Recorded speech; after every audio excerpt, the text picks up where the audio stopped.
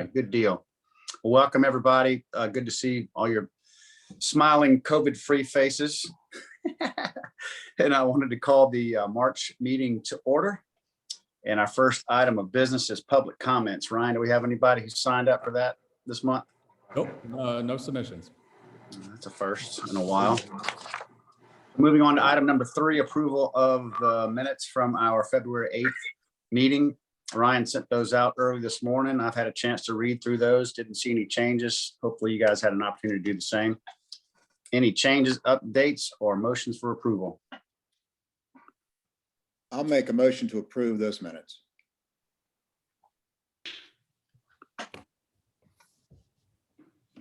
Gary, you gonna second that?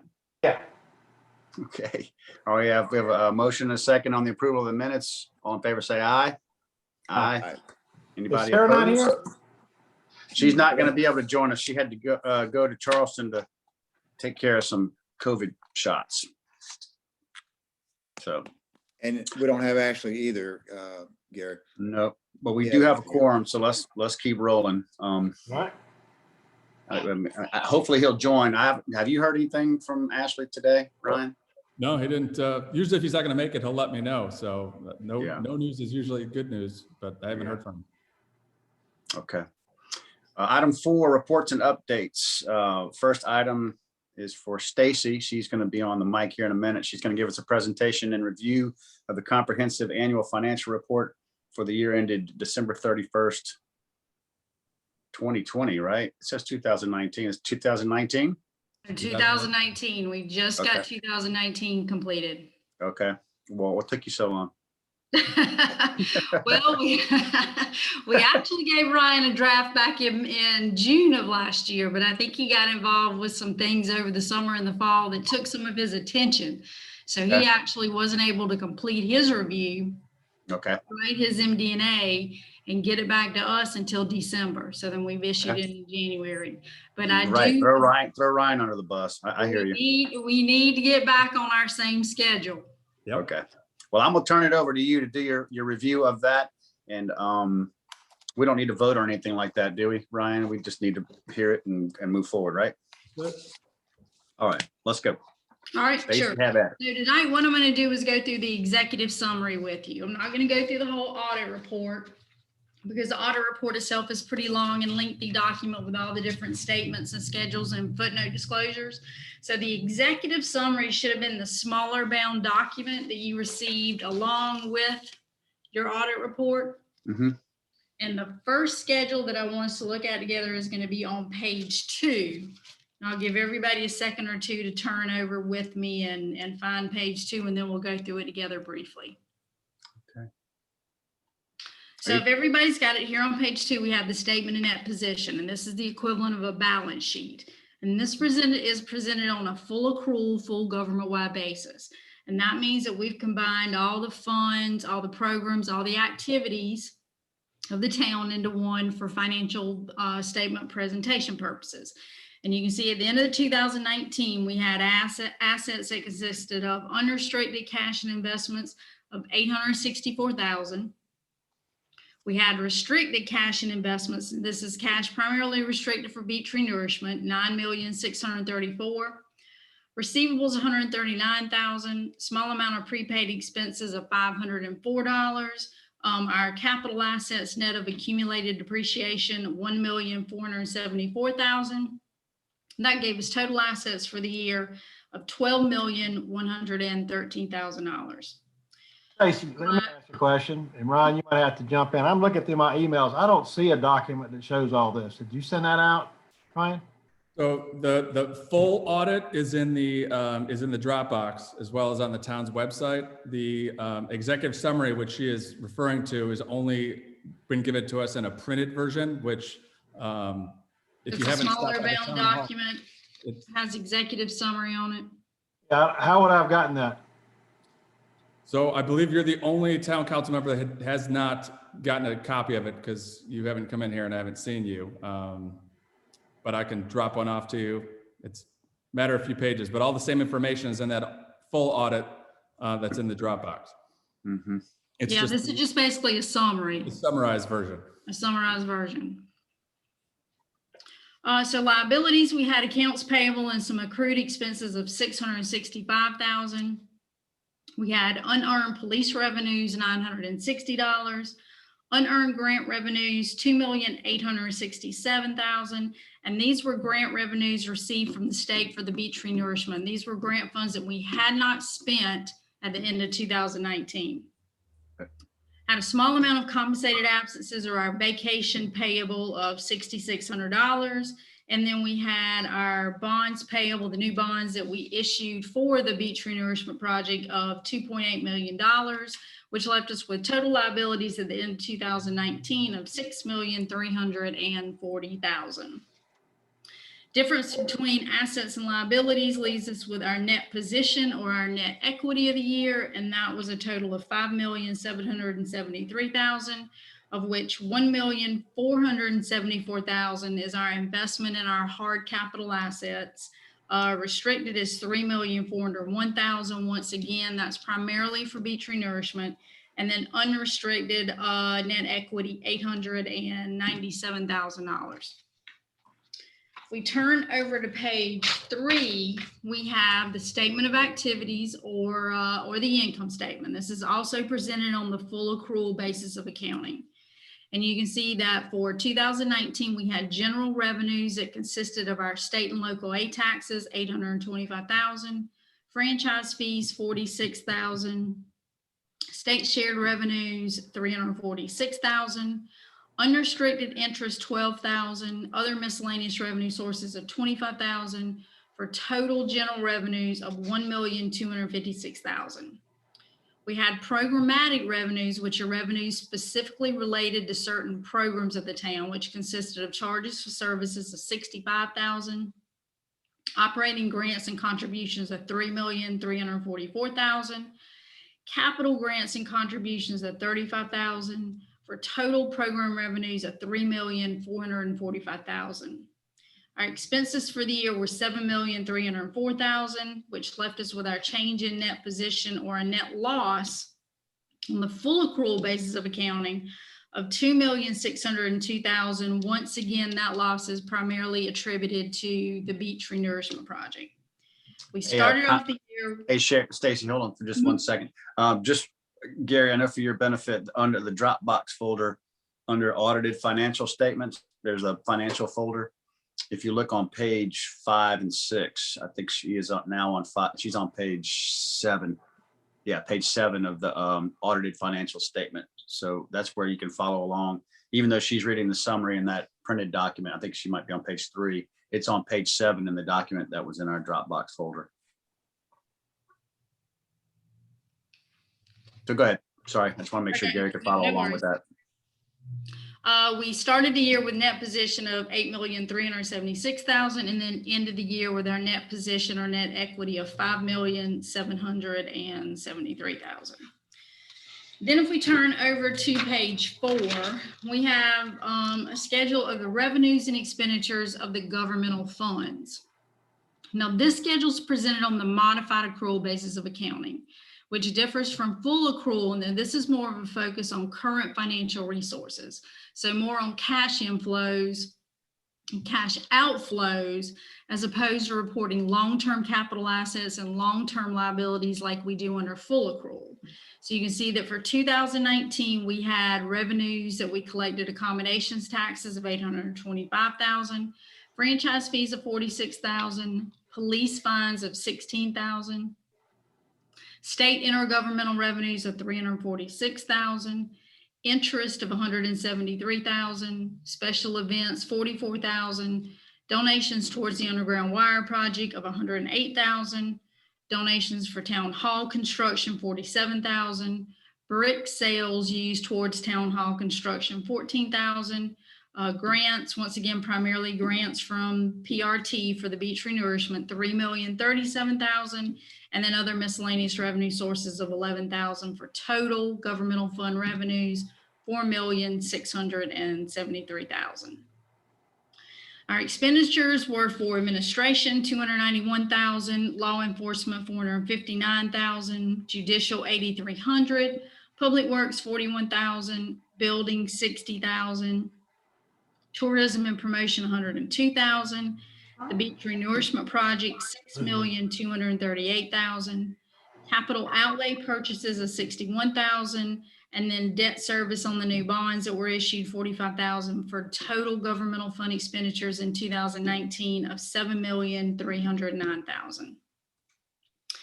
We collected a small amount of insurance proceeds, 27,000, and then we have the proceeds from the local A-tax revenue bonds that we issued of 2,800,000. And that left us with a change in fund balance or a profit on the modified accrual basis of $191,000 for the year.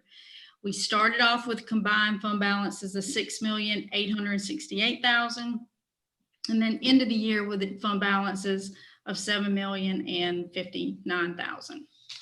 And then finally, if we turn over to page 5, we have a couple graphs for you. They're pretty much self-explanatory, so I'm not really going to go through them. The first one is a 5-year comparison of revenues and expenditures of the funds. And then at the bottom, we have an analysis of fund balance. I think the big takeaway here is that fund balance has stayed relatively consistent over the last 5 years. And the town does have adequate reserves on hand at the end of 2019 to meet its future programs and activities. So with that just briefly goes through an overview of the financial statement and concludes my presentation. If anyone has any questions, I'll be glad to try and answer them, or if at a later time, if you have any questions, you always can feel free to contact me directly at my office. Thank you, Stacy. Stacy, would I assume that for 2020, we should expect to see initial results from you around the middle of the year, around June again? That's what we're hoping. Our normal schedule, we've always normally issued these reports end of May, beginning of June. And usually we'd report to council around July. But yes, I would hope we can get back on that schedule. You know, once you start getting too far past year end, the financial statements become somewhat irrelevant. Right. You know, these are supposed to be a tool for council to use to make financial decisions. So the sooner we get the financial information, the better. So once the benchmark kind of used out there is once you start getting past 9 months, then these numbers really aren't being used for the tool that council needs to make town financial decisions. Right. Stacy, the Santee Cooper surprise last year. Yes. Was that noticed in that statement at all? It is only reported as a note disclosure. And the reason being is because it was decided after the end of December of 2019. That's whenever the agreement was signed with the note to repay Santee Cooper.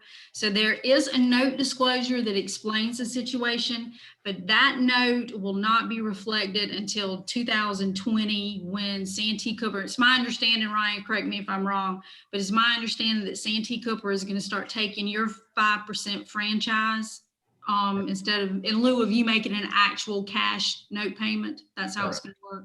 Yep. Correct. So that'll be reflected in 2020. But right now there's just a note disclosure for 2019 that's on the horizon. Any other questions for Stacy? All right. Appreciate the time. Appreciate the update. Okay, glad to be here. Like I said, any other questions, if something comes up, please feel free to contact me directly in my office. I'll be glad to try and help. Appreciate it. Thank Tell Bromberg I said hello. I will. He's actually skiing this week, so I don't Oh, have to see him for a goodness week. gracious. But Okay. All Lucky him. right. Thanks, care, guys. Stacy. I'm going to sign Yeah. off. All right. Bye-bye. All right, that was item 4A, and now we're going to move on to item 4B, which is tourism marketing update. Beth and Mark are going to join us. And just for a little backdrop here, our meeting that we had last month in February, we approved the budget for tourism and marketing. But one of the things we did say is that we needed more information about 2 things. One, what the marketing plan would be for this year, so we can know that whether we need to make amendments based on that input. And secondly, we had a lengthy discussion about the onlypawleys.com website and the fact that it needed some work and wanted to get some insight on what the tourism and marketing group was going to do to get that upgraded. So with that teed up, I'm going to turn it over to Beth and Mark. Okay, hey, Mark Stevens here. It says Beth Stedman there. Beth is on my phone. She can't log in for some reason. The wonders of Zoom. But you all can hear me, I hope. I'm going to try to share my screen. Let's see how this works.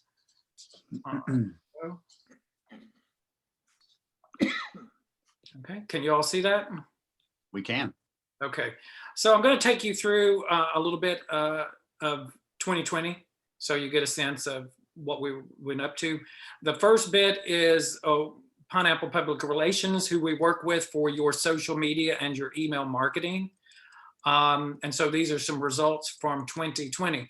What is great for you to see here is that you've got all positive numbers when it comes to social media for 2020. And we're completely thrilled anytime you've got 2020 numbers that are good. And of course, you know, we saw good numbers here. On your social media, you saw your impressions increased by 139%.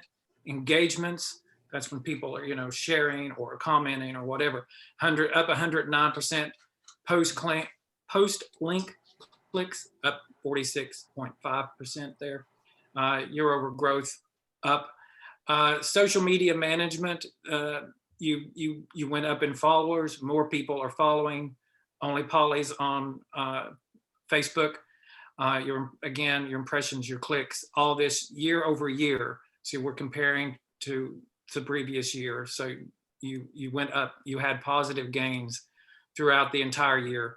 And Instagram was the same thing. Pawleys is, I can just tell you, you know, we work with Hammock Coast and other sites, and Pawleys always gets great engagement. That you've got great fans who follow you, and I just always notice that they just always engage, and I always find that very fascinating. You had some historic moments on social media last year. We call those social media wins, but you had your first Facebook posts to reach more than 6,000 total engagements. Again, that's people sharing, people commenting, people liking. So that was a milestone for us.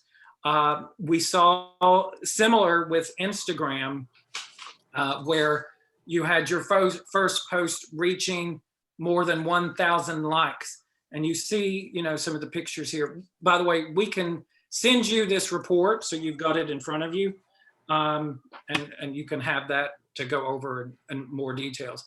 I don't know if all of you get the monthly email from Only Pawleys. I hope you do. You can certainly sign up for it. But again, we had positive numbers with that. Every month we send out an onlypawleys.com newsletter. You had your year over year growth was up, again, up, positive numbers, 7.2%. You send that out to 11,006. That's the latest number. 11,006 people get your newsletter. And so we always sort of set goals for the coming year. And right now, today, I just checked it a few minutes ago, you have 26,909 followers on Facebook. By the end of 2021, we want that to be 30,000. We're confident we can get there. Instagram, you have 10,700 followers. We're certain we can get that up to 13,000. We want to increase the open rate for your newsletters to 16%. We always set goals to try and reach those. Hey, Mark, let me stop you real quick. Scroll back up to the email campaign slide. Email. Who actually drafts those emails that go out? I assume obviously it's got a marketing flair to it, and it says we've got dining, we've got places to stay and all that. Who actually drafts that email and then proofs them and then sends them out? How does that work? Pineapple Public Relations creates it. Then before it goes out, it's sent to me and to Beth, and Okay. we make comments and go over it. One thing that we make sure that I think one thing that we've done in recent year or two is that we reach outside of the historic island itself to make sure that when we're talking about dining and that kind of thing, Mm-hmm. make sure if that was one of the questions there. Okay. Okay. Okay. And I think it's a good looking. So none of the ATAX committee members that represent the town, they never really look at these before they go out or proof those or anything like that, correct? No, they've not asked to. I mean, they're Okay. welcome to, but no. Okay. I was just more curious because obviously we're all vested in getting the right message and the right marketing and advertising out. And we've hired you guys to do that. So there's a degree of trust and all that. I was just curious as to who drafts those. And it does sound like, so what's the name of it? Pineapple Public Relations. Public Relations. And you guys collaborate to get the right thing out. And also to be clear, you're not just advertising accommodations on Pawleys. You guys are advertising things to do off the island as well, as far as things to do, golf, restaurants and things of that nature, correct? Yes, Okay. absolutely. Accommodations will always be the town of Pawleys Island, the historic island. But when we're talking about, that you can play golf in Pawleys Island, you can go down to the rustic table, that kind of thing. Got you. I just want to make sure everybody else on the call knew that was the case. Yeah, and I don't think that was this. I think you all changed that. I mean, I'm not even here 2 years yet, but I think y'all changed that a couple of years ago or so, where you kind of expanded that a little bit, so you could do that, so you could make sure that people understood. Because a lot of times, of course, the whole area being called, I live in Litchfield, but my address is Pawleys, so we want to make sure that people understand that it's slightly different. But Got it. okay. Madden Media helps us with SEM, and this shows your performance. Over 2020, January was very good, but do keep in mind, January and February is what we have found, people are planning their summer vacations. Of course, March and April, things started going down, but we kept that steady. And the normal open rate for SEM, click-through rate, I should say, is 2.8. You never fell below that, not even in April or May. And so, you've done well. You could see, some things, but what was very interesting is how quickly things sort of rebounded May 2020. One of the things we did, during COVID, and also for the Hammock Coast, but also for Pawleys, that we'd reach out to accommodations partners and talking to them and ask them how things were going and getting information from them.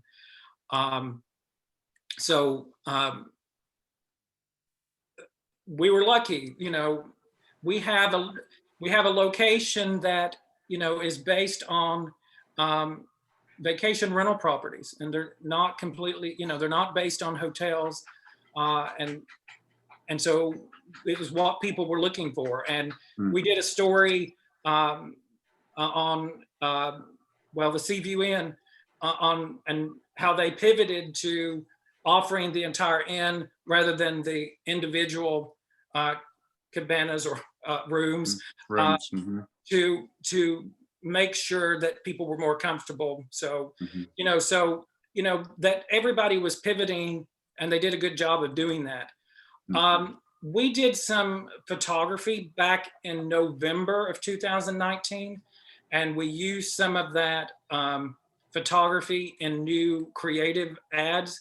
And these are just some examples that you see here that we used. And Chris Rogers, he's a great tourism photographer. He's out of Charleston, and he did some of this photography. This is not all the photography, but this was just some of that we were doing. And we sort of had changed, if you'll remember from maybe the year before, it was kind of following some of the current website that's kind of a sepia tone. And we wanted something a little bit more bright. And this is sort of the example of that. And so and I do want to mention, we're going to be doing more photography in the 1st of May. And Beth was able to apply for a state tourism grant that was specifically COVID related, where you could, get some money through the state tourism. And we're going to be, while the Hammock Coast is what got that state tourism grant, I think I'm right on this, we're going to be using some of that money specifically to be shooting new photography for Pawleys Island, for specifically, and this goes back to what you were saying just a moment ago, Mr. Mayor, about the website. So we'll be using this new photography for the new website. Wanted to mention that real quick. These are just some examples I wanted to show you.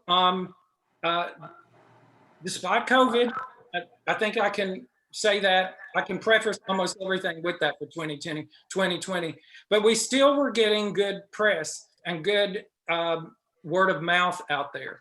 On April 13th, Southern Living listed Pawleys as one of 11 southern beaches and islands that have you dreaming of a tropical getaway. Here's a sample of what it showed for Pawleys. In November, Travel Awaits website listed Pawleys Island as one of 6 incredible places for snowbirds. And I wanted to show you, and on our Hammock Coast website, of course, we have a section called that's called Our Stories, and we do localized stories, and we have a lot of Pawleys stuff on there. We in fact did a story, like I said, on the Seaview Inn. We do stories out and further out in Pawleys, but I wanted to show you a couple of different examples. There was right at the end of the year, the Pawleys Island Opoly game that came out. So we did a story on that. A nice little promo, clearly, for Pawleys Island. Back in the spring. I'm sorry, what? No, I said nice little ad for Pawleys and for Ben Yeah. Marlowe. And back in the spring, you may remember that Reader's Digest had named Pawleys Island the nicest place in South Carolina.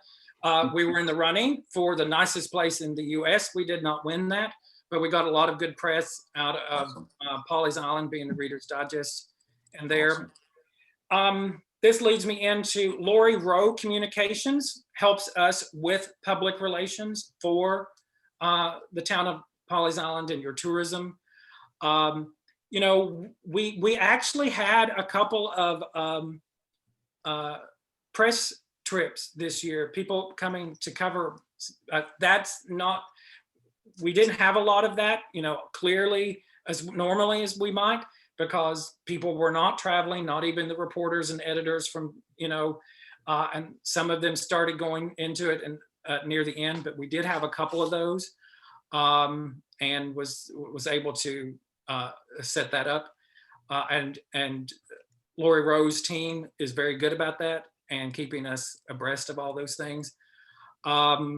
We got, media requests still that list some of these things where they were looking for the best beaches and best travel stories. And so they kind of connect with reporters and editors when they're looking for those things, and they pitch different stories. Sometimes we get in that, sometimes we don't, but we're always pitching it. They have a travel media press room on their website where they pin their own stories about Pawleys Island. Spring on Pawleys Island that they did in February. We were very cautious during the first bit of COVID that we weren't being oblivious to it. But when things started, moving out, we made sure that we were doing that as well. They do some paid social media posts. And again, we'll send this to you all, or send it to Ron, let him send it to you. But this last bit is all earned media that Pawleys Island was listed in some media form in last year. That may be a broadcast, that may be a newspaper, that may be a magazine. Most of these things have links where you can go look at it. But this is about 3, 4, 5 pages actually. And so I'm just scrolling. Again, we'll send this to you. But this is all earned media, meaning none of this is paid.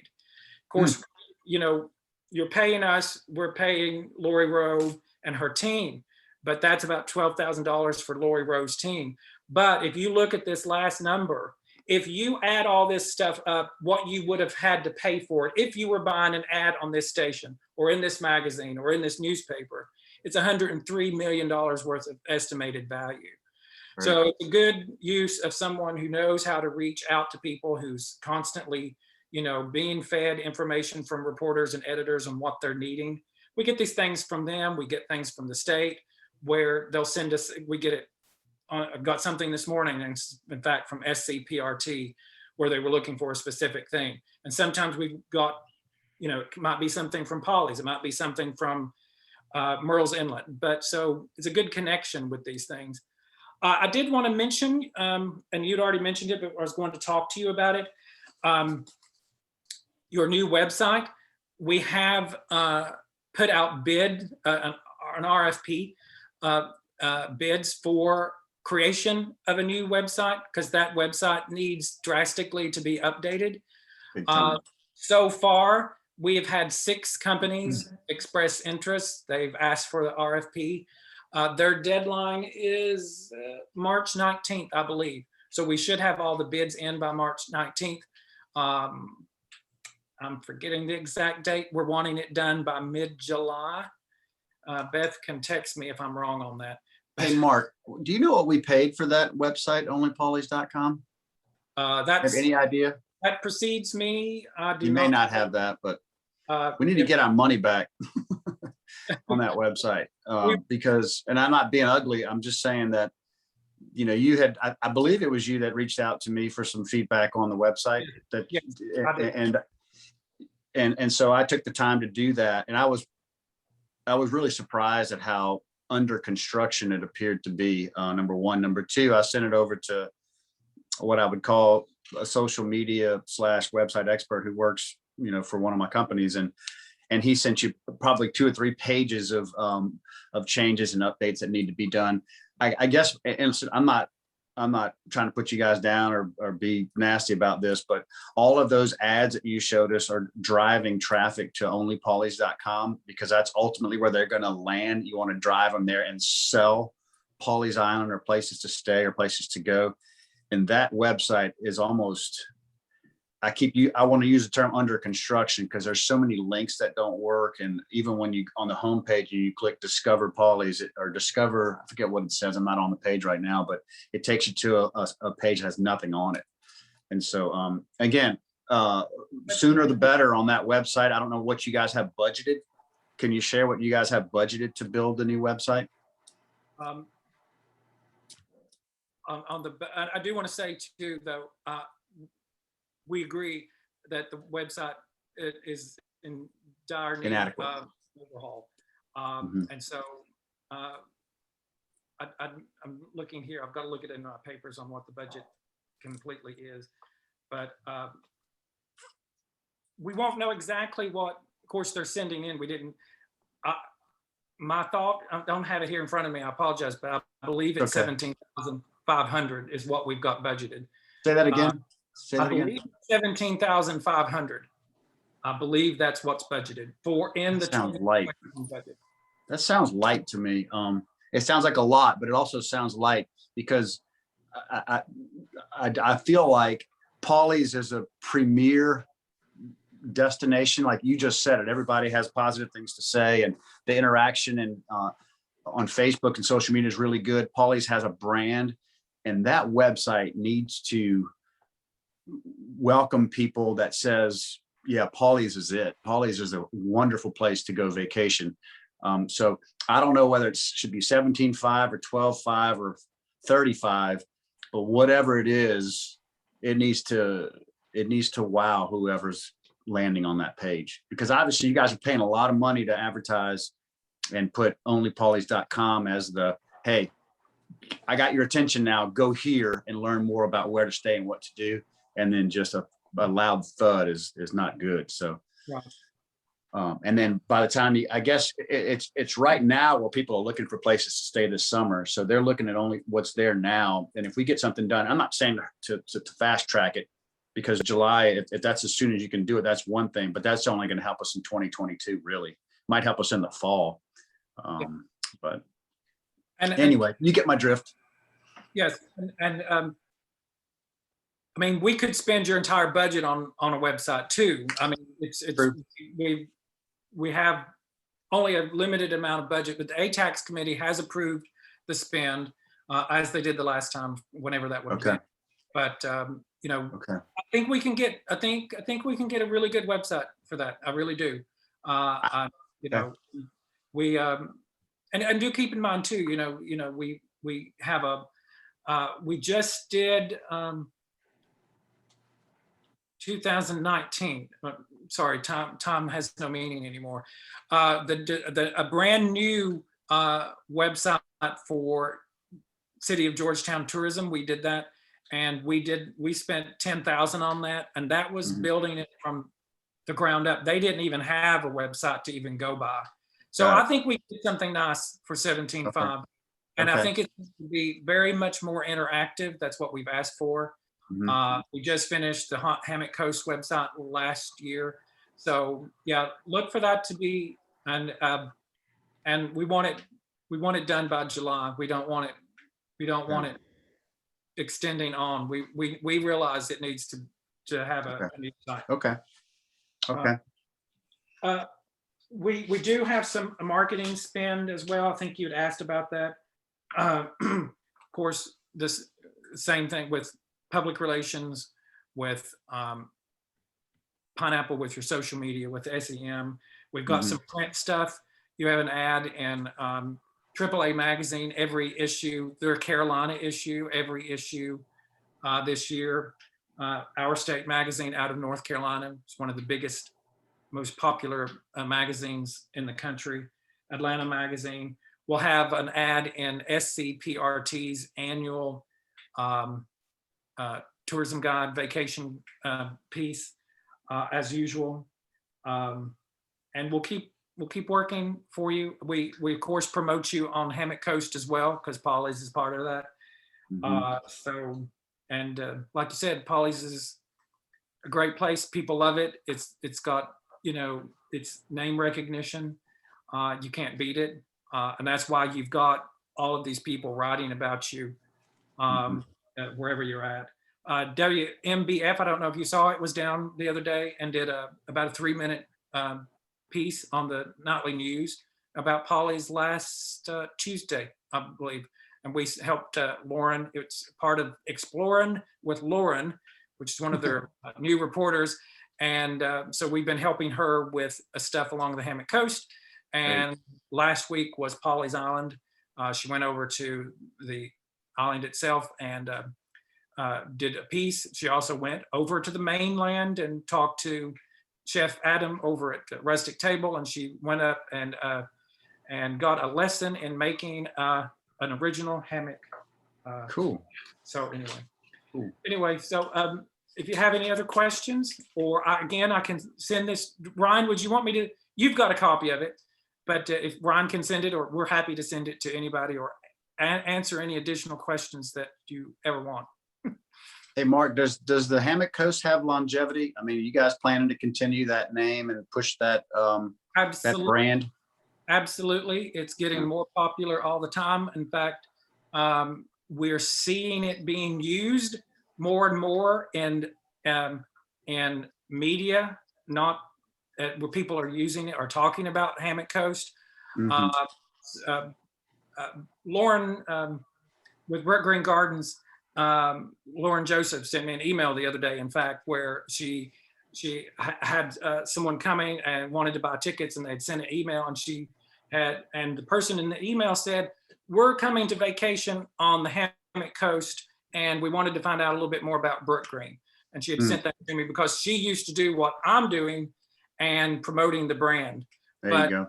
You've got a good brand. It's about a little over a decade old now, but people are using it.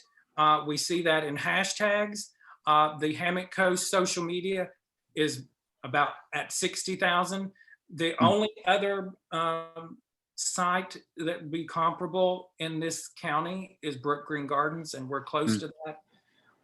So it's very popular on Instagram, very popular on Facebook. Those kind of things add up.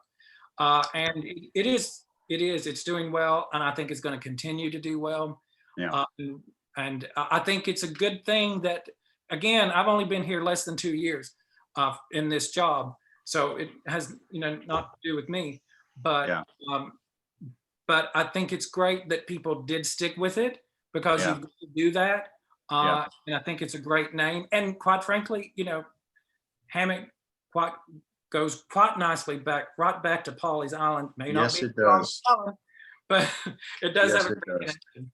So Well, the reason I asked that is because in the first 2 or 3 years when it was introduced, it got lambasted. I mean, it was like, what in the world are we doing? That's a terrible name. And I was one of the people that I kind of liked it. I mean, I still like it. And I may be in the minority, but I don't think I'm in the minority anymore.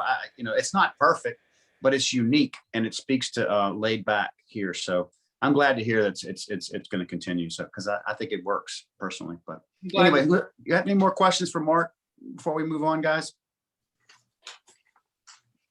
And thank you, Mark, for that time and that presentation. Oh, you're Appreciate you welcome. taking- Anytime, please let us know if you have any questions. We'll be happy to answer them. Thank you so much. Yep. Thank you too, Mark. All right. Thank you. Bye-bye. Thanks, Mark. Right. Well, that was helpful. Well, a copy I of that think- entire presentation is in the Dropbox, if anyone wants to. Good deal. Good deal. All right, let's move on. We've got John patiently waiting to join us to talk about the Planning Commission report, more specifically the ARB. I know the Planning Commission has spent a fair amount of time, and we as a town council have had this ARB notion discussed both in December during our offsite, prior to that and after that.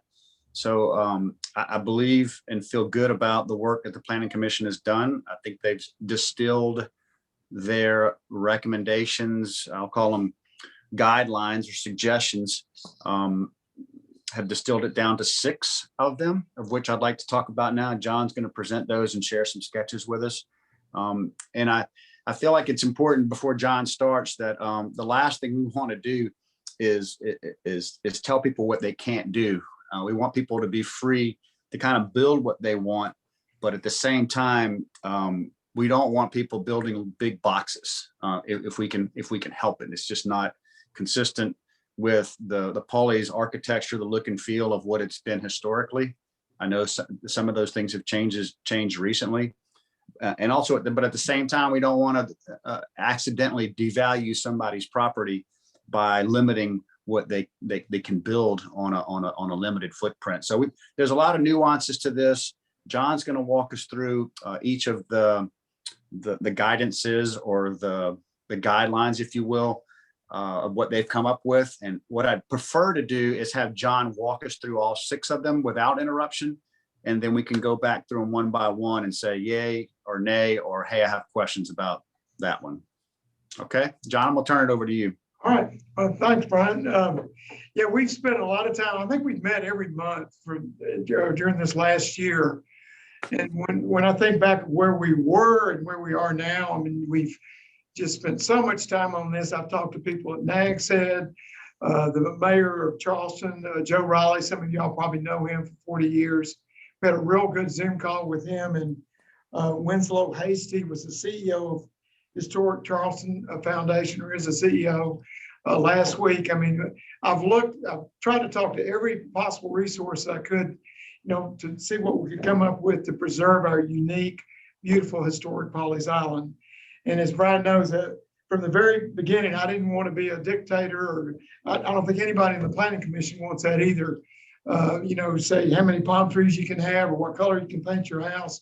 We wanted to come up with some guidelines that would be reasonable to people. And then when people buy a lot or buy a house, we can educate them on the fantastic history that we all love. And, it'll be a positive, not a negative. But we actually, we came up with 9 points, and then Ryan, 3 of them we had, the bottom 3 that we already have these regulations. So that leaves the top 6. And these are points that we've spent so much time on this that we really feel that we need to keep the historic look and that we all love. And I will say, I think everybody in the room, you all know David Graham has been extremely, just a fantastic resource for us. We had numerous meetings with David discussing what we can do and can't do or should do to maintain what we all love and prevent all the boxes, from coming up. And so I'll just go down through these points. And the first one is the main roof pitch. We decided that a 9/12 roof pitch would help us a lot, that's not a super steep roof pitch, but a pretty reasonable roof pitch, which will, help maintain the historic look. The second point would be the how large can your second floor be? If we do have 80% heated square footage, 80% of the first floor, then again, everybody can easily see that you're not going to have a complete box like some of the things we see now. If you've got 80% and two 100% floors.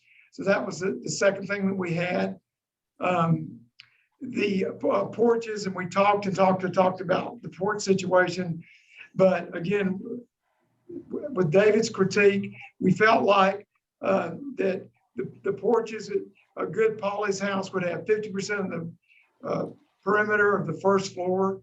And then the second floor porch should not exceed 20% of the square footage of the porches on the first floor. And then we've already have in law right now, the Widows Walk, which all y'all probably know, you can have 100 square feet already. We already have that. Boxy designs, houses shall not have 2-story slab-sided, boxy exterior walls, including screen porches on any side. And screen porch may be something we might want to consider because I sort of think that a screen porch can still sort of break up the way a house looks. But that's number 5.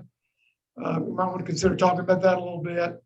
And then number 6, materials approved for use: exterior siding, cedar, other natural wood, lap siding or shakes, hardy board, lap siding, shakes, board and batten assemblies of these materials. And then other materials would also be considered based on the usage and design aesthetics of the house, of the home.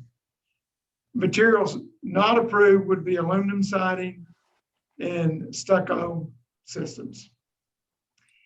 And that's about it. Again, then we've spent so much time on that.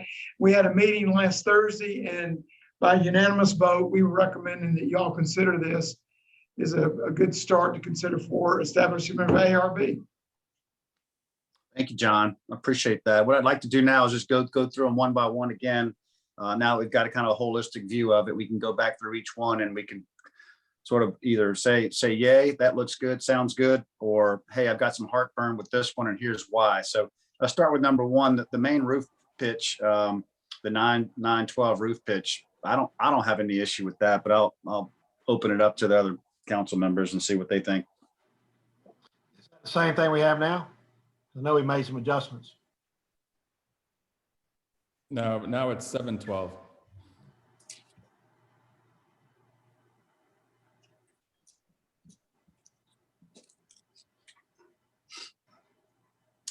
Any issue with that, Rocky or Gary? I would like to understand how that impacts, say, a house that might have a smaller footprint when you combine that with the fact that you've got to go up, I think it's 15 or 16 feet from the base elevation, and then you're limited to the top. So what that does, I'm not sure about that. So I'd be curious to get some, just understand how what the impact of that would be. John, can you comment on that at all in terms of 9? One tricky part of this roof pitch was, what is a roof pitch?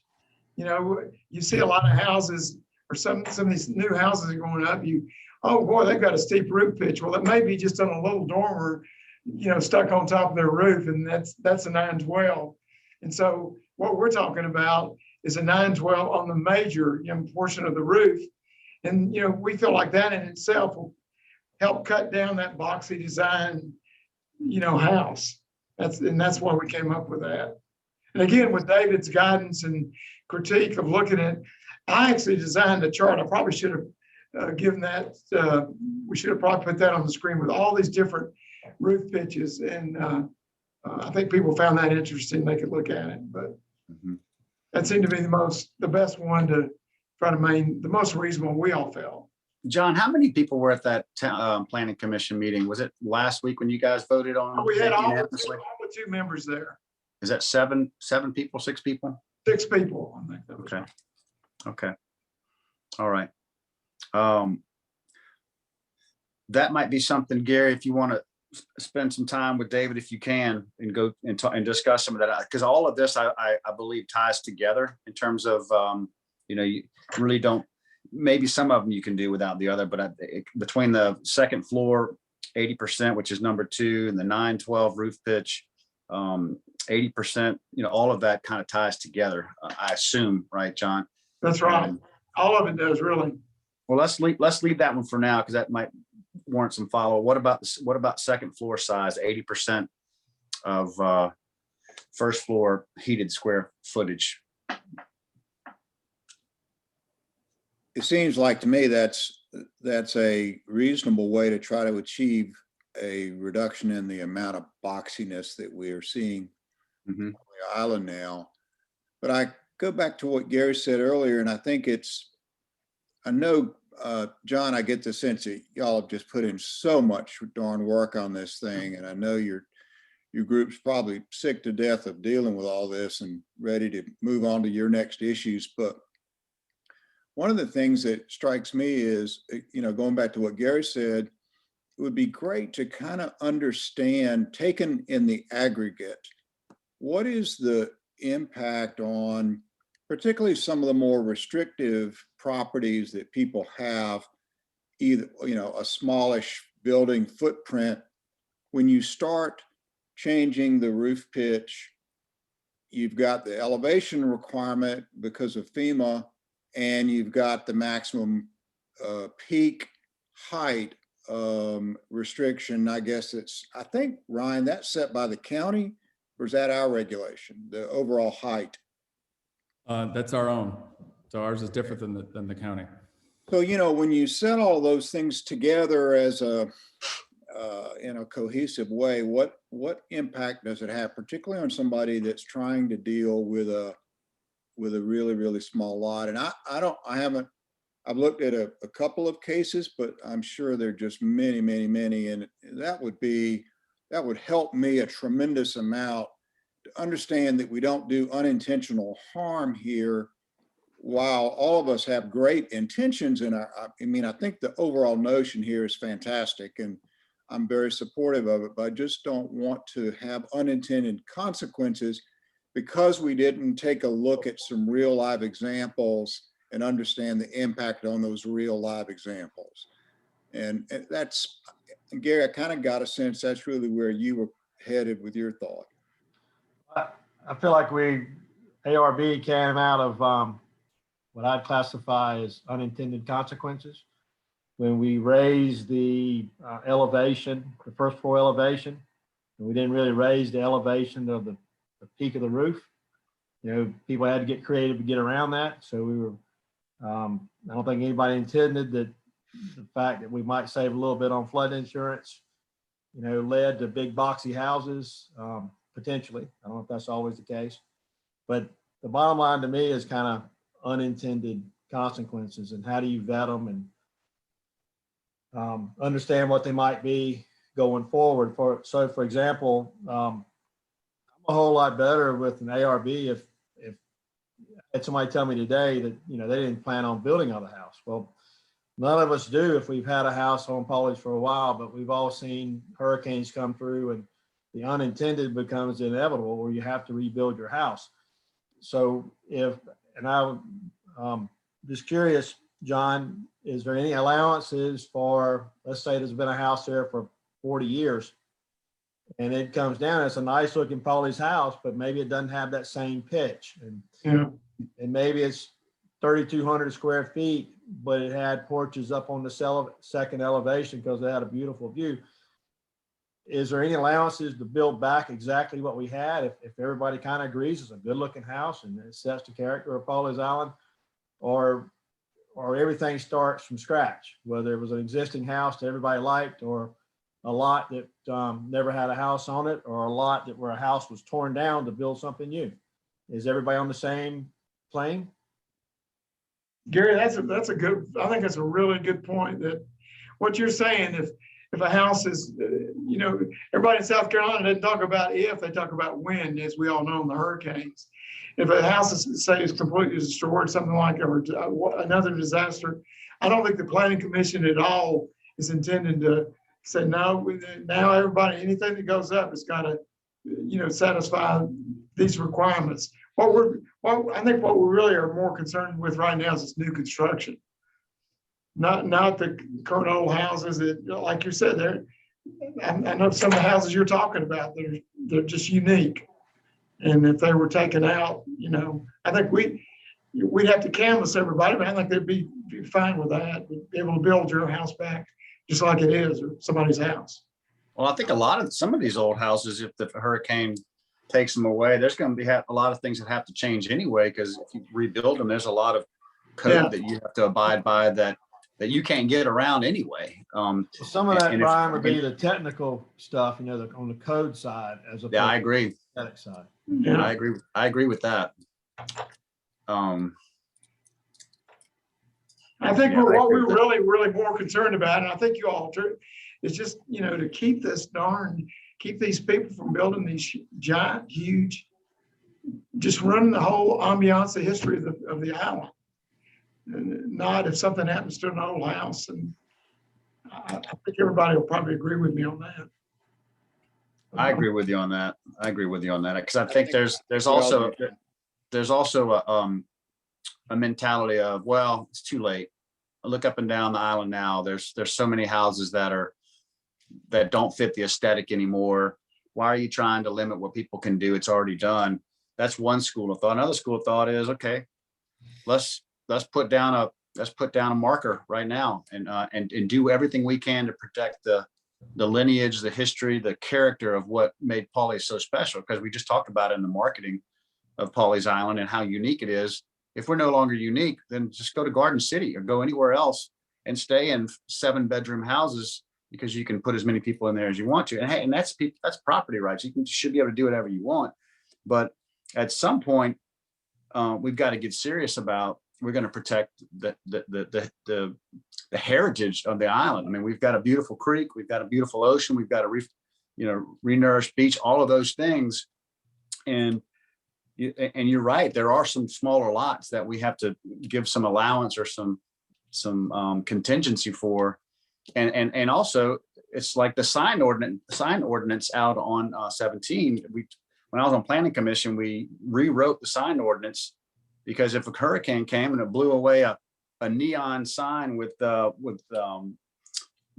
reader boards on them, we didn't want those to come back. You know what I mean? So it flies a little bit in the face of what you're saying, Gary, because if a really cool, like Tamarisk, I mean, what if a hurricane came and Tamarisk has been there for so long? I mean, it's survived a bunch of hurricanes.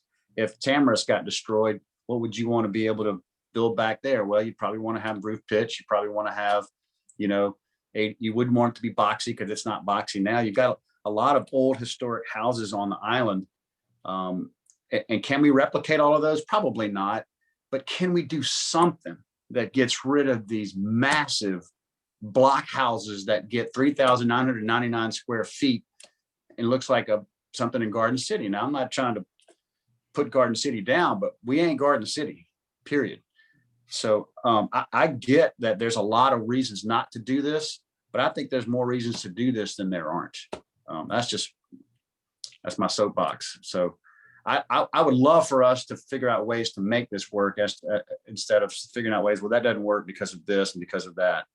And I know the planning commission, you keep saying y'all did a lot of work, and you have, and I know you guys voted unanimously on these things. 3 and 4 on this list are really the only ones that I have some heartburn, and we can talk about those. But I don't know why we would get away from and I get, again, when you look at it holistically, you got, well, if we do something unintended, yeah, we need to be careful with that. But hopefully, John, y'all have done a lot of that already. Maybe we just need to, some of us need to sit down individually with you or members of the planning commission and go through it and to make sure, because this is a big deal. I mean, this has been tried and looked at for the last 2 decades, probably. So it's not that we just got to figure out how to make it work, because if we keep kicking the can down the road on this thing, I think we're being irresponsible, but anyway.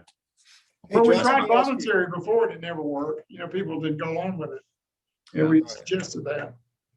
Yeah. Hey, John, let me ask you a question if I could, in terms of going back to Gary's comment about the roof pitch. I mean, I think that steeper roof pitch is a great idea. Was there any conversation about amongst your team that, okay, if adhering to that drove you to some, strange decisions or limited decisions in terms of the overall house design, have we ever thought about raising that slightly, not talking huge, not talking, 4 stories, but slightly raising the peak requirement so that we could get the look that we want without squeezing both from the top and the bottom to the point that it just no longer made sense?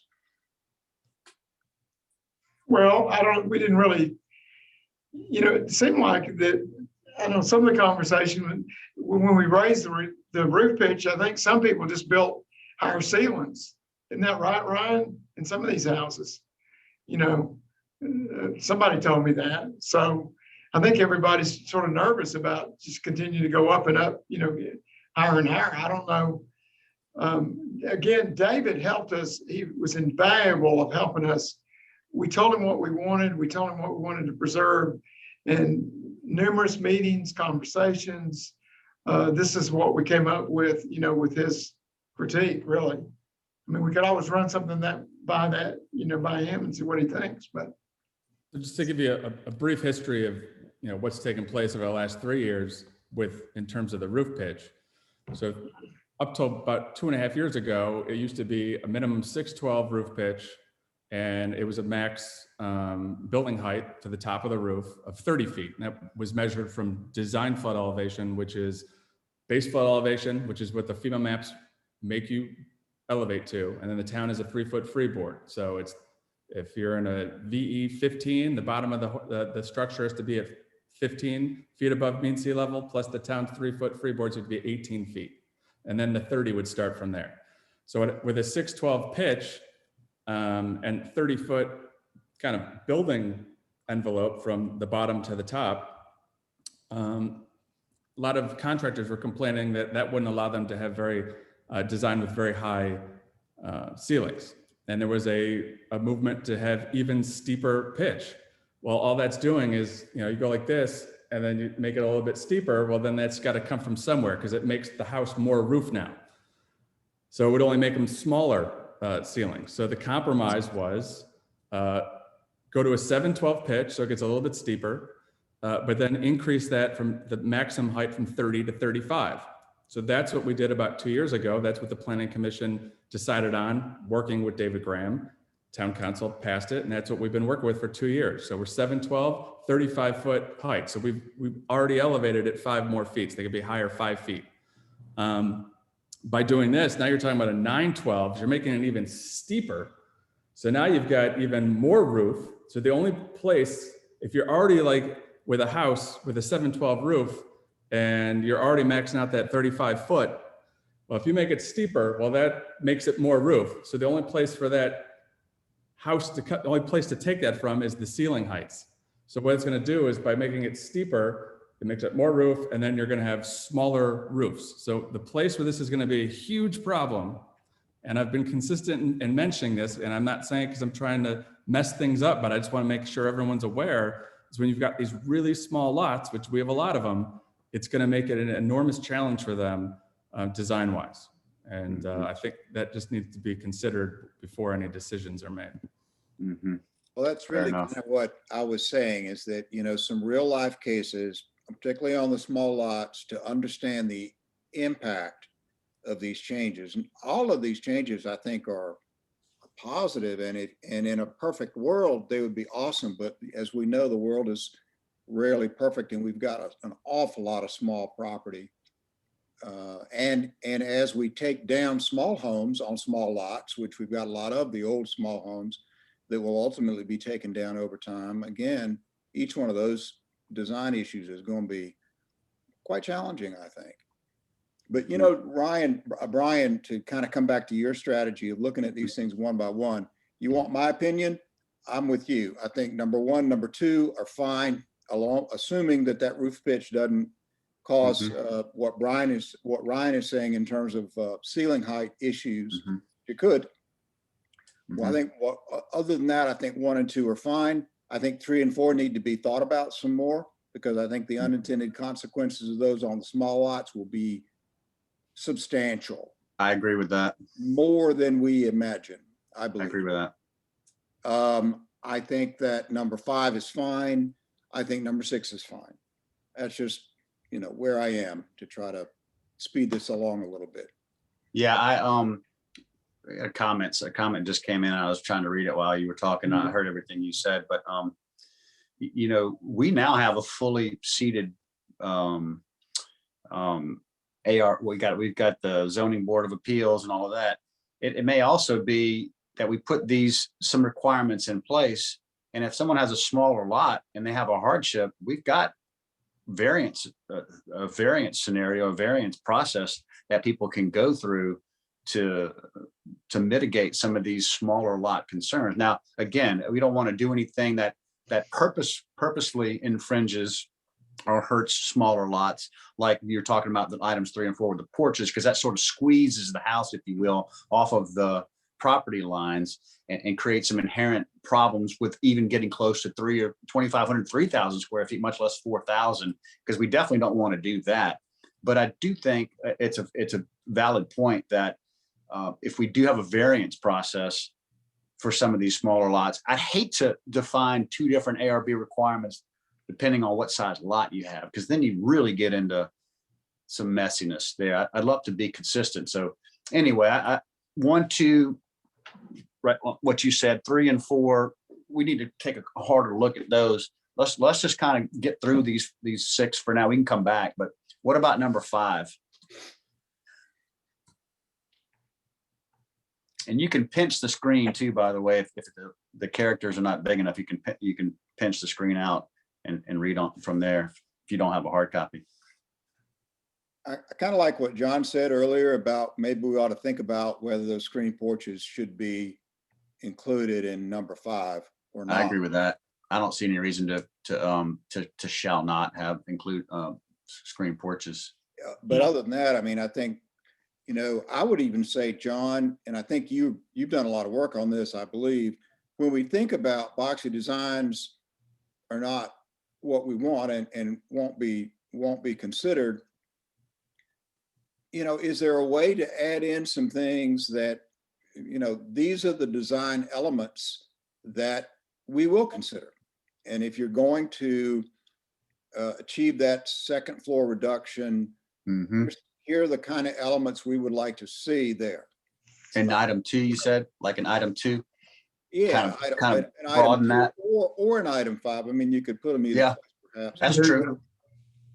But I'm just That's saying, true. you know, some examples, John, if we're going to have an ordinance, I'd love to see some actual sketches in there of the kind of design elements that we are going to require. Okay. I mean, what do you think, John? Yeah, I think well, we have some of that. We've looked at that, and actually we got some ideas from an ARB at NACSED, and again, David critiqued that, but we've got some pretty good examples. I can get to you guys early.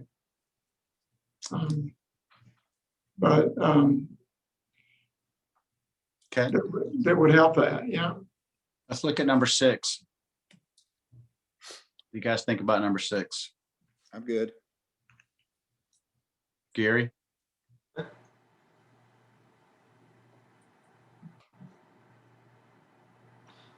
Does it mention masonry walls, like a brick wall?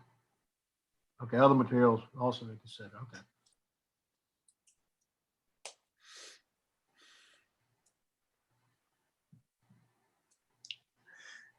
I almost feel like, because my concern is that we keep pushing this down the road a little bit. And I guess listen, I don't want to meet any more than y'all do, but it's almost like we need a workshop, a brief workshop, or not even a brief, a few hours, several hour workshop with David and John and us as a town council, and maybe anybody else who wants to sit in and listen.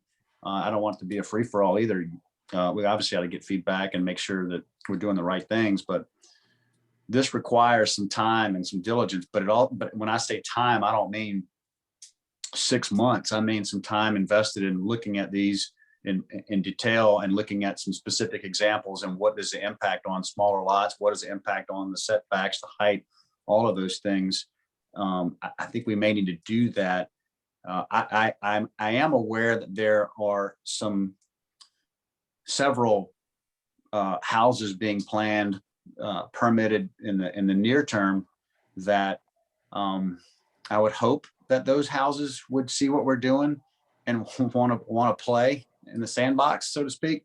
But maybe they don't want to either. And that there, and again, we can't slam dunk this in the next 2 months necessarily. Maybe we can, but the longer we wait and the more time goes on, I think we kind of lose a handle on this thing. So I'd like to figure out a way we can invest the time and energy, do the diligence required, because I know the planning is, I know there's probably some planning commissioners on this call going like, wait a minute, we spend hours upon hours and we all agree, why don't you see it? Well, maybe they see it, and maybe we know better, maybe we don't, we just don't fully understand it yet. And I think for us to wait another month to understand it is not doing the proper diligence to this. So Well, that's just my thought. I'd thought. love to hear what y'all Let think. me ask you this, Brian, you and Gary. I mean, what would be wrong with, as opposed to trying to do everything at one fell swoop here and just get a totally comprehensive ARB requirement? We know we've got some things we want to achieve. Why can't we, on the ones that we agree are good ideas and should be implemented sort of regardless, is there a way to do this in multiple steps, get something in place?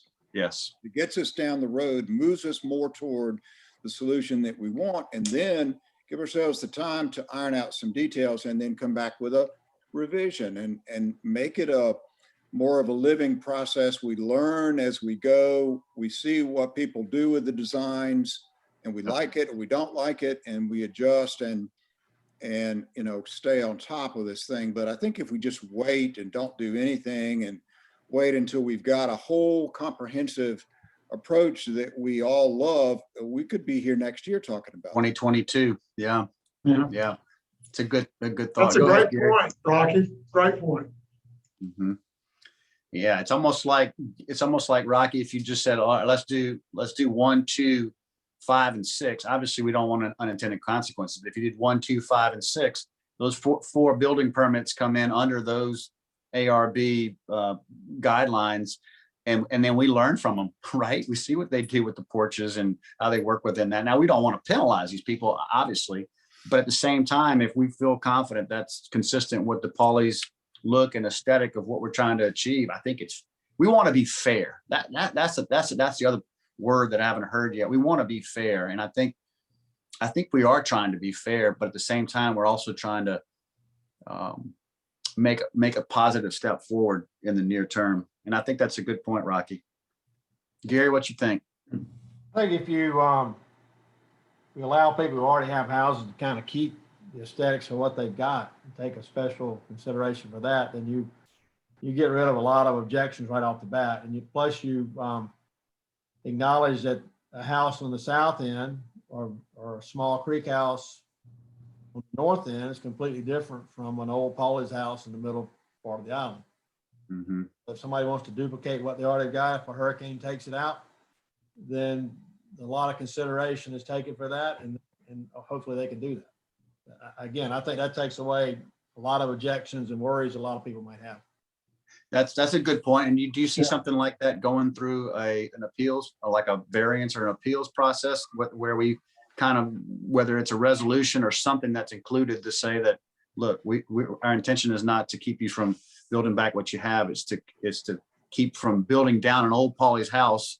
One, any new construction on a vacant lot, which there's not many left, but it's the tearing down of old Pawleys. Well, if you want to build back old Pawleys and it's not fitting the guidelines, that's fine. But if you want to tear down old Pawleys and build a 3,999 square foot box, that's what we got to get away Why from. can't that just be part of the ordinance? You know, part That's of what I'm saying. not a preference, and you can get a variance, but that is the intent, is if you have an existing house and it gets blown down like Rocky's house, that he can build back what he's got. Of course, he's got to address the new building codes, which has probably got more to do with stuff like electrical and probably the height and stuff like that. But I think, again, that would ease a lot of people's. Well, let me give you an example. What if, and I have to do it, I just got to give an example. What if both of the houses across from the chapel get hit by a hurricane and blown away? Do you want them to be able to build that back? You know, I know it's putting it out there, but I don't. yeah. Well, not really, but I mean, if you take, I don't know how many houses are on the island, Ryan? A little over 500. Yeah. So I don't think we want to not do that, Brian, because of basically what equates to Taking. half of 1% of the houses, or maybe a little bit more, but it made me feel a whole lot better. It'd be like an insurance policy. I can build back what I got. Yeah. So I mean, that is simple as, making that part of the ordinance, like Gary said. I mean, right now, we have a lot of non-conforming lots with non-conforming uses, like duplexes and non-conforming structures, because they don't meet the current zoning laws. Those are, if ever voluntarily torn down, they'd have to build to what is in place now. But if it's ever, ripped down due to a calamity, they are able to, keep that grandfathered use or, structure. And the same could apply to this and the design aesthetics that you guys are talking about passing ordinances. So, I mean, kind of like Rocky said, you could start small and just take a few of these and just Let her rip. make that part of the new zoning laws. Yeah. And I would advise against building in some sort of process whereby a property owner has to go for a variance. I mean, I don't know if you guys have ever been for a variance, but I have, and it's very arduous, and there are certain things that you have to meet in order to get a variance granted, and they're not really very well suited for this kind of situation where you're talking about aesthetics, and they're very they're technical issues that have to be met, hurdles that have to be cleared in order to get a variance in terms of the South Carolina rules. And so I just don't think that works real well in this case. Okay, fair enough. Yeah. Okay. I think that's a good thought. That's a good thought. There could be some unintended consequences with that too, in terms of build back what you got, because, but you also don't want to be in a situation where there's a taking, Well, look at it this way too, Brian. If we get this thing going, we save our history, we save our heritage. Somebody's house is blown down. They say, well, look, these are looking pretty darn good. I think I may use some of these ideas in my new house. Good. But Gary, I can still build it back just like it was. You have the choice. And I think the good side of that's a good point, John. Also, another positive with going with a minimum, whether it be 1, 2, 5, and 6 in the requirements that you've documented here, for someone who's moving here from Ohio or from California or from New York or wherever they move here from, they really don't have, there's no guidance. They can do it themselves and say, well, I don't know what makes that house look so unique to Paul. That's a cool old house. What is that? By giving them some guidance, we're actually helping them, because a lot of people actually are looking for that. You know what I mean? Because right now we really don't have that, other than height restrictions and minimum floor height requirements and technical things like you said, Gary. Yeah, Ryan says people just can't believe that we don't have an ARB. Didn't you, Ryan? When people come talk to you, they can't believe we don't have one. Yep. All right. Anybody else have anything burning before we move on to add to that? I like the discussion. It's not easy and it's not comfortable all the time either to talk about this. And there's the devil's in the details always, but I want us to keep pushing forward. John, you got what you need kind of for right now? I feel like the main things I heard were 3 and 4, probably not quite there yet, because there's definitely some unintended consequences in those. 1, 2, 5, and 6, we feel pretty good about. Maybe further clarify either item 2 or item 5 as to the specifics, design elements that we are recommending or mandating, whether it be dormers or gables or something like that. I heard there needs to be some grandfathering included in the ordinance or the resolution. What else? Well, just so I understand the direction that we're moving, are we moving in a direction of a sort of a phase 1 ARB set of regulations? And so I think so. Get something done relatively quickly? Is that? I think so. the game plan? Yeah.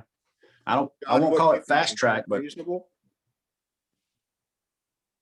Is that reasonable, John? What, to do what? I think it's more than reasonable. And what I want to do is, Brian, like you said earlier, I think it'd be a good idea to have a meeting with David.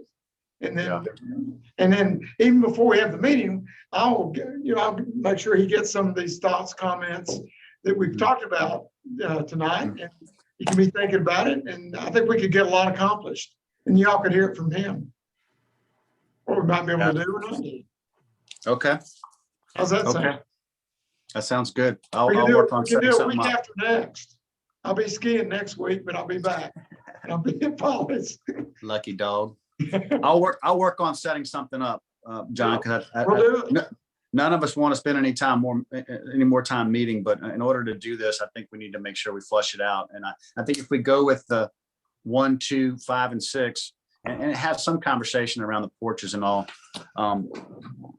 we can get something to where maybe April, May, we can have a first reading is my goal. Sounds great. Probably 3 May. readings? 2 readings, right? 3 readings? 2 readings and a public hearing. Say that again, Ryan. You're changing the zoning law, so it would require a public hearing, much like Yeah. a budget. I mean, it's Right. Got you. Imagine that one will be in the chapel. All right. Thank you, John. All right, thank you, guys. Thank you. Have a good one. Thank you. Call me anytime if you have any questions, but we're going to work really hard on this, as you know. I hope some of your planning commission cohorts were on this Zoom call. I'm sure they are. And one I know for almost positive, John Lemaster, by the way, who's a great, fantastic addition to our planning commission. I would second that one. Yeah. Thanks, everybody. I got to go to a Boy Scout meeting, so I'm going to try to get off this thing. Have fun. Yeah, thanks. See you later. Thanks for all your hard work. Yeah, thank you. All right, Ryan, let's go to the item 4D, the police report. so the police report. Chief Fanning is in Columbia for training this week, so he is not able to join us. But it's pretty uneventful and typical police report. Nothing really out of the ordinary took place. So if you've got questions, I would just email or call Chief Fanning, but he'll be back end of the week. Police report is in your packets. It's pretty short this month. Building report, Ryan, what we got there? The building report, you're only going to find 2 items on there, and I didn't get those until Friday. With the county's system being down, I haven't received building permits for 2 months. Oh my So gosh. I don't know that represents all the permits that were issued in February, but those are the ones I received, and I got them on Friday. So I threw that together today, but it's just the 2. And Okay. All right. Thanks for that. What about this item 4F, payment to Lexipol? yeah, so it's not something we've traditionally done every year. This is something new we added last year, and it's in excess of $3,000. So just to be on the safe side and for transparency, I just wanted to throw in front of you guys for approval. This is the program that the police department uses to keep up with all of their policies and training, and this is the annual cost. That was in the budget, right? It was. We need a motion and we need to vote on this one. Either questions or motions. My question is, do we really need to vote on it, given that it was already in the budget and we had planned it? No, I mean, there's a lot of things that I put in front of you guys that are in the budget and don't necessarily need you guys to vote on them, but just for, like I said, for the sake of transparency, and whenever goes look back, and especially during And the it's audit. over 3,000, and it's over $3,000. Yeah. Okay, fair enough. Yeah, let's just do it for sake of comprehensive. Is that a motion, Rocky? I'll make a motion to pay the Lexicol invoice. Thank you. Lexicol invoice. All right, I'll second. A motion, second, any discussion? All in favor, say aye. Aye. Anyone opposed? All right, so item 5A is basically another extension of the emergency ordinance, so we can meet on Zoom calls like this and operate under the procedures that town hall is currently under. Ryan, is that part of it, or is this separate? No, it's all in the same ordinance. And it is my hope that this is the final time that you guys have to do this. And Me too. It's for 60 days, but it can be ended by council at any time. So it really is my hope that this is the last month. Hopefully in April, we can kind of get back to town hall being back open on a daily basis and meeting in person, but we won't know until we get there. Cool. I'll make a motion to extend the state of emergency. I'll second. All right, any discussion? All in favor, say aye. Aye. Aye. All right, so we got 2 items left, it looks like, and then we've got comments by council. The first of the last 2 is the storm drain pilot program. Rocky? Yeah, I'll do something real quick here in terms of Sure, an take your time. update. Since the last meeting and we discussed this, there are a number of things that have taken place. One of the most important was that Brian and I met with Lee Hewitt and had a good pitch with him, gave him the presentation that I gave to council about the stormwater abatement program, pilot program. Lee was very supportive. And in fact, he went out on his own and contacted the leadership at DHEC, OCRM, if you will, to make sure that they understood what we were going to do and were on board with it. He got some good feedback from them that they really didn't think that was going to be a major issue for them from a permitting perspective. I think Ryan told me today that he'd gotten contacted by OCRM, and I think he can fill us in on that conversation. Lee also felt like that there would be some opportunities to help us from a funding perspective, kind of on the bigger picture side, once a pilot is over and we've proven that we can do this public-private partnership that we have planned and demonstrate that the technical solution that we're looking at is a success, that he felt like there could really be some opportunities for funding. And I think also some opportunities to do this same sort of program in other locations that he has legal or governmental responsibility for. So I think that conversation went well. In fact, Brian, as you know, he actually mentioned that at the Beach Advocates meeting. Sure did. He mentioned our program at the Beach Advocates meeting in the Isle of Palm. So I thought that was pretty good in front of the governor and a number of other people. I also made some presentations recently to several property owners that own property around the North Causeway area that we're thinking about a pilot. Very good feedback. A number of those folks have indicated their willingness to participate in the public-private partnership by providing funding, private funding that would help us on the pilot side. So I thought that was very positive, and I've got a few more of those yet to do, but those have been going well. This past week, I had Sanders Construction that does all of this work in Charleston, the entire city of Charleston, come down the second visit with me on the island. We had gotten some pricing from them about the drain cleaning, storm drain cleaning and valve installation that was quite pricey. And so they came back, we really sharpened pencils, looked at alternative solutions, ways of going about doing this that I think will probably cut that price about in half. Awesome. So a pretty significant change there Big. in terms of and they were really good working with us. And I thank you for that, Gary. You put us onto those guys. And I think they're going to be good folks to work with. That's awesome. Sanders is also contacting our valve manufacturer in Sweden to get a better understanding of what they need in order to specify the valves and deliver the valves that we're actually going to need during the pilot program. And I think Sanders, I believe they're going to be willing to come on their own nickel and do the work necessary here in the creek to measure those outfalls, to get a sense of exactly what valves we would need for the 2 locations that we're looking at here around Town Hall.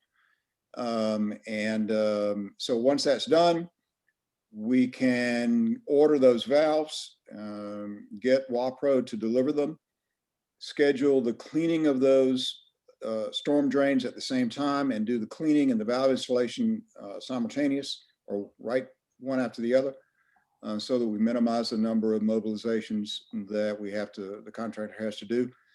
And hopefully, if everything goes well, we can continue to get good support from the community in terms of funding, the private funding aspect. I'm looking at maybe April, May as a time frame to actually get this done. So I think that would be that might be a little aggressive, but I think it's doable. That's awesome. That is really, really good. All positive. I think, Lee was kind of excited about the prospect of it. In the 2 areas we talked about doing this drainage pilot projects was obviously right around Town Hall and North Causeway and at the Bird's Nest. And we've allocated money to do that. Obviously, it's a public-private partnership. And I know you're meeting with your neighbors and folks around there, and they've all expressed interest and willing to pony up to a degree. I think the same needs to happen down at Pritchard and what is that? Right there by Sarah's house, basically that drains down there.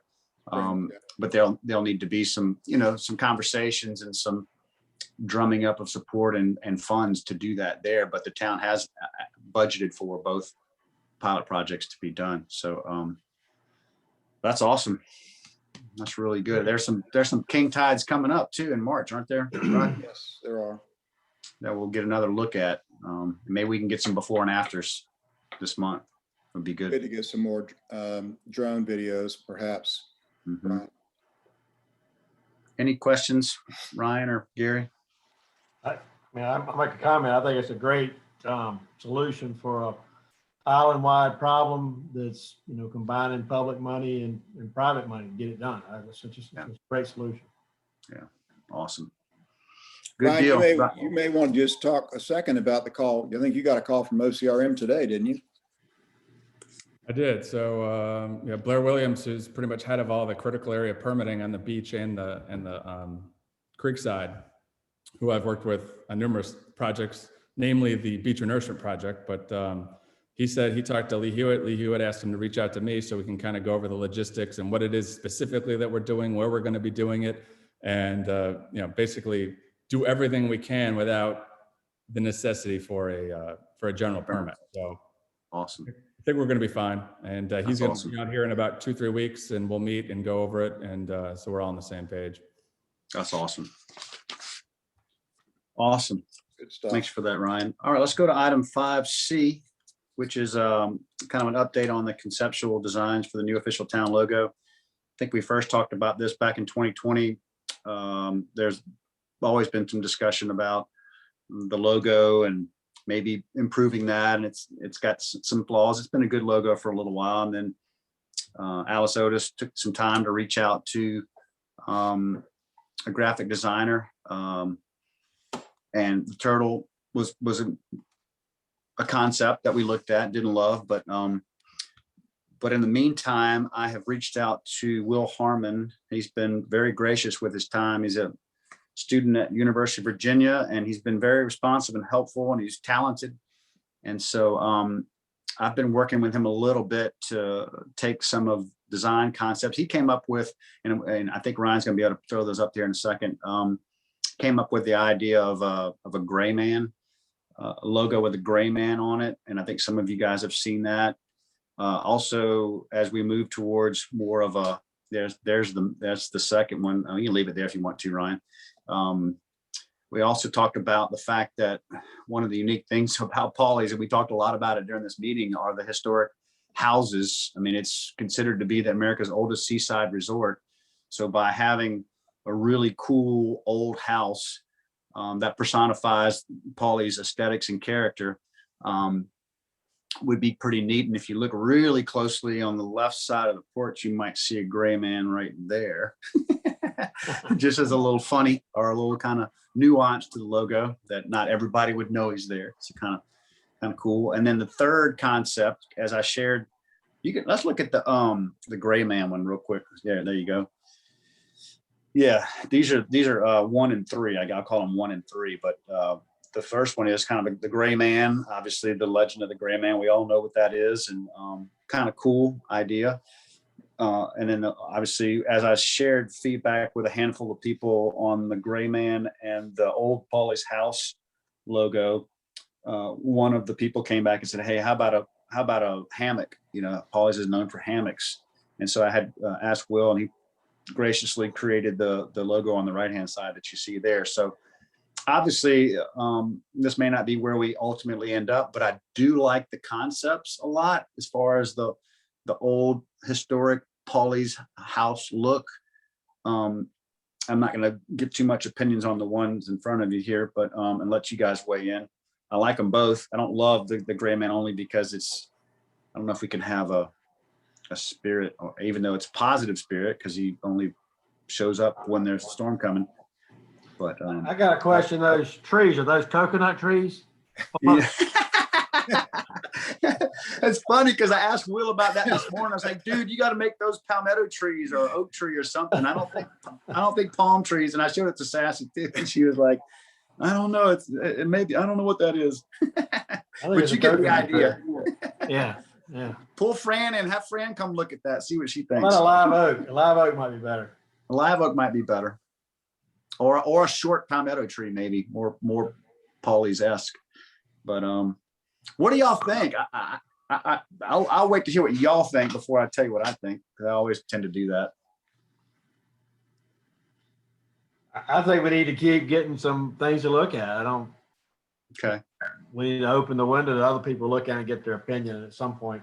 For sure. Do y'all have any other ideas as far as concepts? I mean, you got the Pawleys shell. I don't think we want to do that. I mean, but we're kind of getting down to it. And I don't want this, again, I'm kind of one that likes to get things done. I don't want to rush this, but at the same time, everybody's got an opinion, obviously. Oh, I don't like that. Well, why don't you do that? And I think the hammock is representative. I think the old houses, it kind of ties in well with what we're doing with the ARB. And also there's some marketing aspect to America's oldest seaside resort, because it is. And I think we have a legitimate claim to that. And the house speaks to that. It's an old traditional, you probably know which house that is. If you look at it closely, you can tell which house it is, but it's also nondescript. Not everybody would know which house that is. But. Yeah. I'm partial to that one personally, and most people I've shared it with really liked it. And I shared all of them. So I don't know. We can keep mashing on it if you don't want to. But I like it.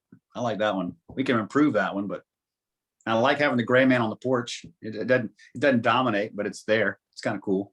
Well, Brian, let me ask you this: Are we locked into black and white, or would these be color?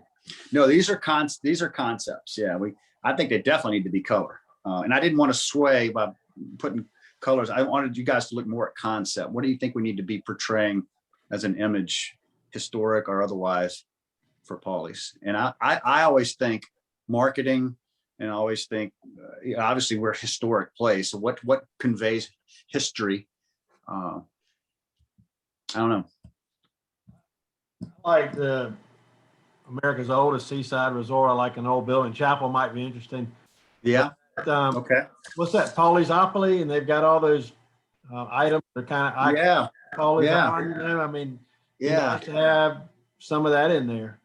that's And true. I talked to Will as well on some other stuff, but I think he Okay, did a great job, but it wouldn't hurt to open it up a little bit either, I think. okay. I kind of duck in and out on this one, and Will's been very gracious.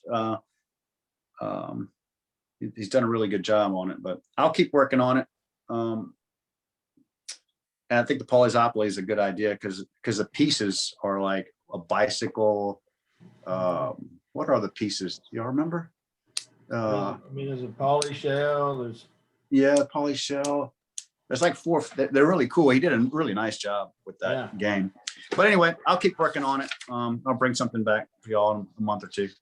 The next item on the agenda is executive session, and I don't think we need that today. We've got an update, communication from legal on where we are. We're kind of waiting to figure out where the legal fees fall out. So there's really no decisions or any, obviously we're not making decisions in those sessions. We're doing them afterwards, but there's really nothing to discuss in those today. So if you guys are okay with that, I'm going to move to item 7, which is comments by council members. I've got a couple. I'll let you guys go first. If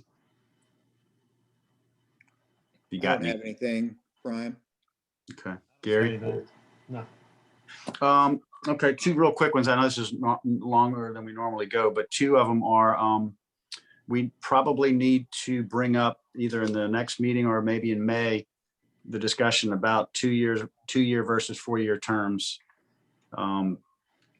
Right now, every 2 years, every town council member and the mayor runs for another 2-year term. It makes sense to go to 4-year terms, in my opinion, but I would like to get it to a point, or we should like to get it to a point where there's overlap. So one town council member might have a 4-year term, the other one has, basically I would run for, because I plan to run again, whoever's running for mayor is going to run for a 4-year term in November. And then the 4 town council members that we have currently would run for 4 spots. Let's just say 5 people run, and for 4 spots, like happened last time. The 2 top vote getters could get a 4-year terms, and the 2 remaining 3rd and 4th place finishers would get 2-year terms and have to run again in 2 years. And then the top vote getters would run 4 years later. So basically we'd put them on every 2 years, only 2 are running, and the mayor runs for 4-year terms. That's the proposal that's been discussed, or at least thrown around. It's something we probably need to decide on fairly soon. We obviously don't want to do that today, but be thinking about that. And then the second one is source of long-term funding for capital projects. We've met on that. We've had offsites. We've identified it as a priority. We need to either go down a path or talk about some type of bond or tax or whatever. I know it's not popular. Maybe we don't need one. Maybe there's some other solutions to it, but I think we need to keep it on the dashboard, so to speak, as we have the upcoming meetings. Thoughts on either one of those? Guys good? I'm All good. right, then. Motion for adjournment. So So moved. moved. All right, guys. Well, y'all have a good rest of the week. I guess our next meeting is in 5 weeks this time, March something. April. Excuse me, April 12th, I believe it is. So, and we may want to try to meet between now and then. Again, I'm not fond of a bunch of meetings, but if we're going to be serious about the ARB, we may have to get together before then. So I'll be in touch about that. All righty. Okay. All right, See you thanks. later. Good Good night, meeting. everybody. Thanks, Gary. Good night. Have a good Good evening. night. Tell Fran hello and Robin too. Okay, we'll do. Will do.